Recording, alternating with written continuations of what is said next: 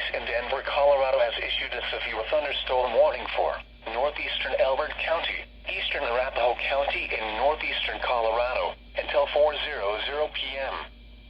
At 3:22 p.m. Mountain Daylight Time, a couple of severe thunderstorms were located 9 miles southwest of their trail, or 33 miles northwest of Lemon, moving east at 15 miles an hour. Hazard, quarter-size hail. Source, radar indicated. Impact, damage to vehicles is expected. Locations impacted include Deer Trail and Agate. For your protection, move to an interior room on the lowest floor of a building.